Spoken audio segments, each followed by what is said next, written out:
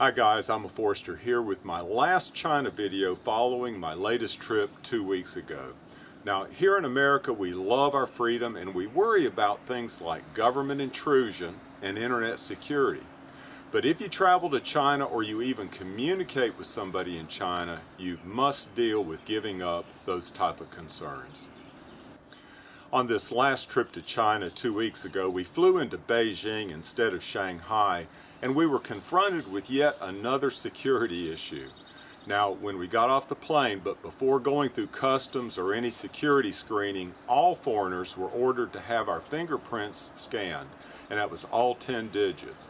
Now, this is the first time that we've had to do this. I don't know whether it's standard in Beijing or whether it's new and being implemented at all major airports across the country, but it was disconcerting as we had no choice whether to do it or not. It's not like we could say hell no and get back on the plane. Fingerprinting is just the latest security issue in China though.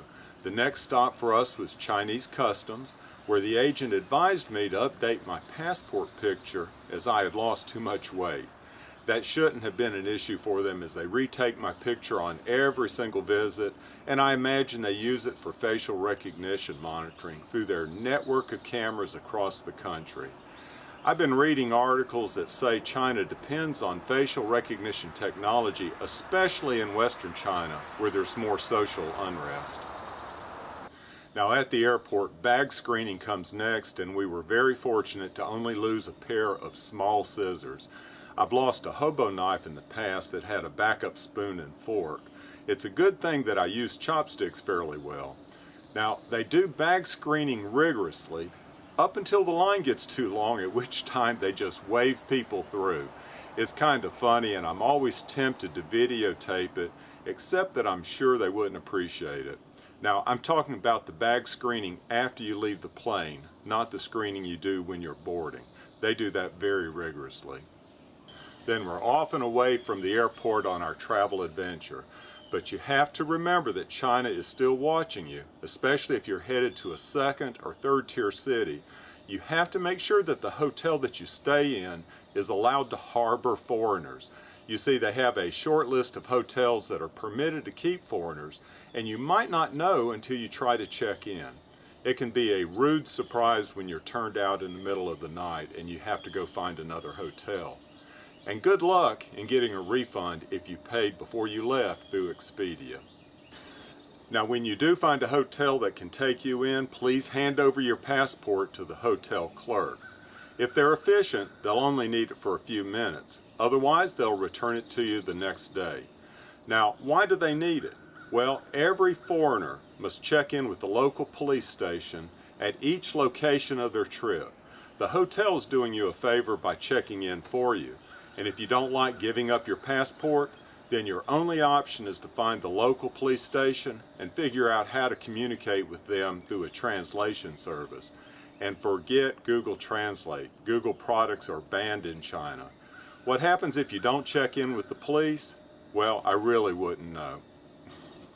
So does the monitoring stop when you leave China and return home? Well, definitely not. You see, China has gradually banned other forms of chat software that we've used to communicate with our daughter, except their approved software, WeChat. When she was in Korea, we used one called KakaoTalk. China banned that, so we moved on to WhatsApp. China banned that, and we ended up with the state-approved WeChat. Now, WeChat is more than just chat software. It's one program that does it all, including contact organization, texting, video chat, location ID, money applications is a big one, and much more. It was amazing at the conference that I attended to see how the businessmen used WeChat to exchange contact information. It's really replaced business cards. So even when I return home and we use WeChat, China is still watching. Now with all that I've said, you may wonder, is the lack of privacy a concern for me?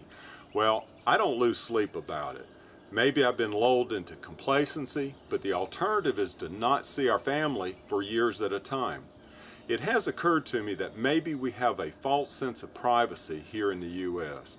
With technology advancing steadily, the temptation to monitor by all governments may be unavoidable. I welcome your input on this subject. Is China breaking new ground with their monitoring, or are they just more open about it? Y'all take care.